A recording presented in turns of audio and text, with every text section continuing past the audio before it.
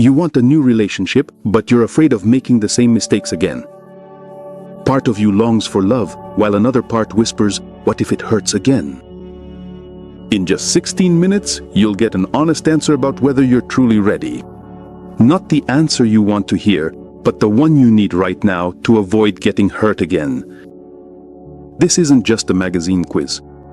These are 15 key questions that will unlock your subconscious.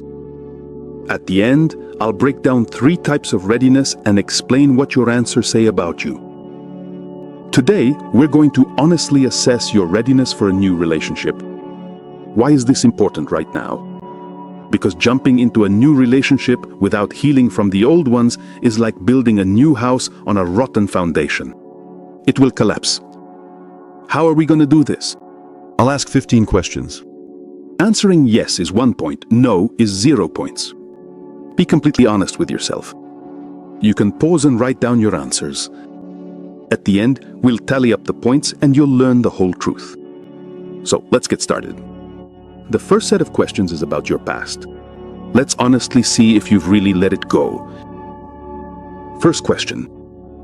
Can you go a whole week without checking your ex's social media, without feeling withdrawal?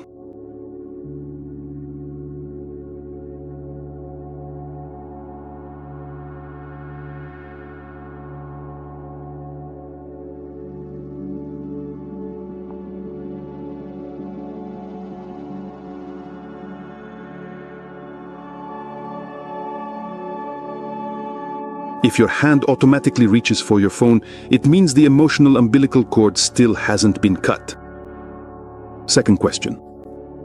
Has there been at least one day in the past week when you didn't think about your ex at all?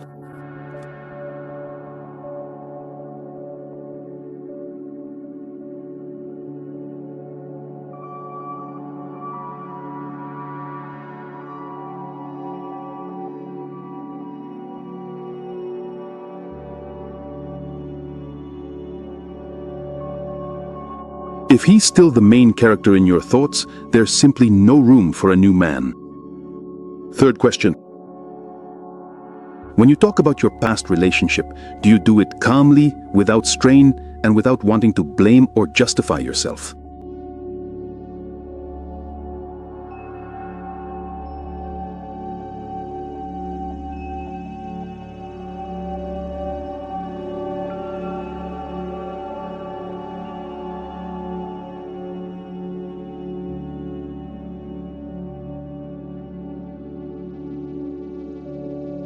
Strong emotions, anger, resentment, guilt are markers of an unfinished process.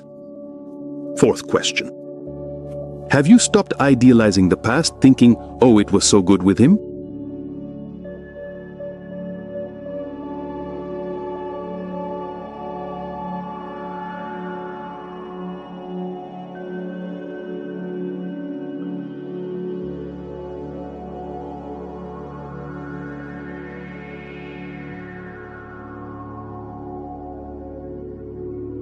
Memory cunningly erases the bad. If you only remember the good things, you're trapped in illusions. Fifth question. Are you looking for a new relationship to prove to him or to yourself that you're okay?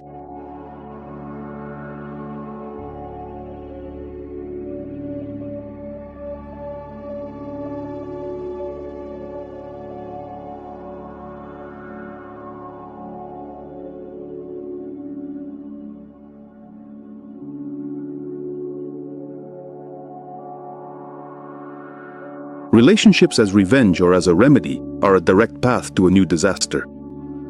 The first 5 questions are behind us. It's not so easy anymore, is it? And now, the most important part.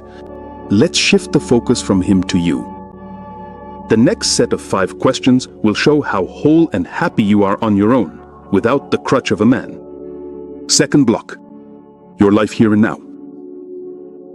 Do you ever truly feel good alone with yourself without a sense of emptiness or anxiety?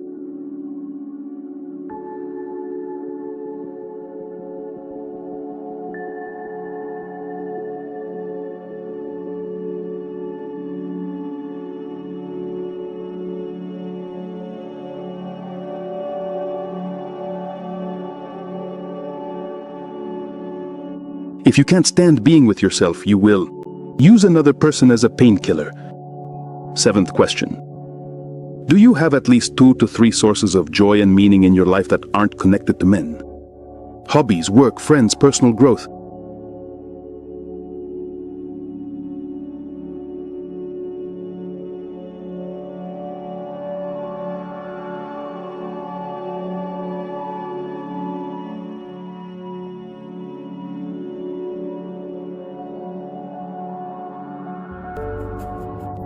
If a man is your only source of happiness, that's not love, it's dependency.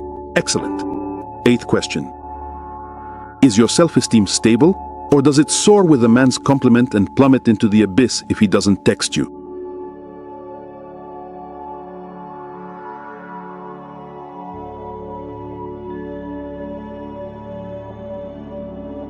Readiness is when your sense of self-worth doesn't depend on external validation. 9th question. You know your strengths and weaknesses. You accept yourself as imperfect.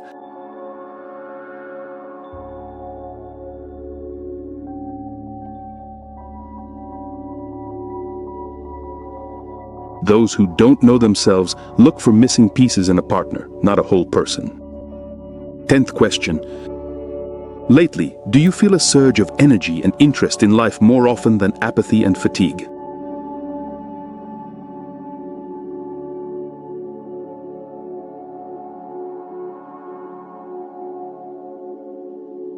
To build something, you need resources. If your internal battery is empty, you won't be able to give anything in a relationship. Excellent. We're on the home stretch. There are 5 key questions about the future left. They will show whether you're looking for a healthy partnership or just trying to fill a hole in your soul. Don't go anywhere, the results breakdown is coming up very soon. And now the final section, your outlook ahead into the future.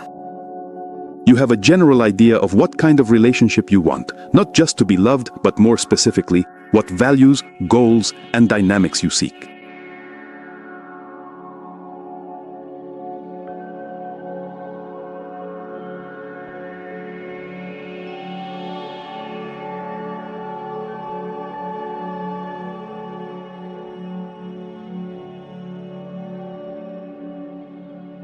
If you don't know where you're headed, any wind will seem favorable, and most likely it'll bring you back to the same old reefs. Question 12. You have a list of 3 to 5 red flags, things that are absolutely unacceptable to you in a relationship.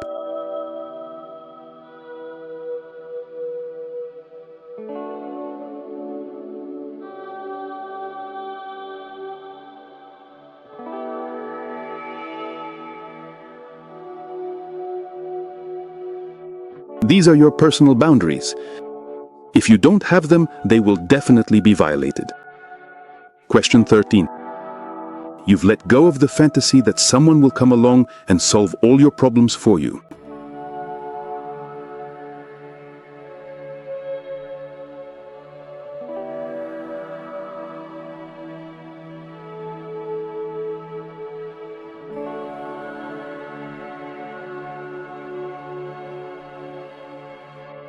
That's a mature perspective.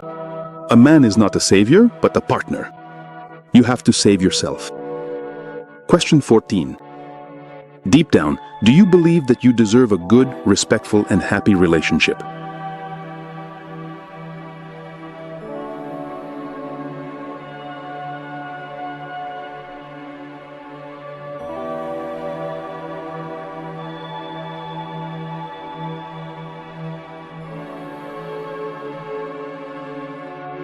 This is a key question. If the answer here isn't yes, you will subconsciously attract those who confirm your sense of unworthiness. And question 15. The thought of a first date makes you feel more healthy curiosity and excitement than panic or fear.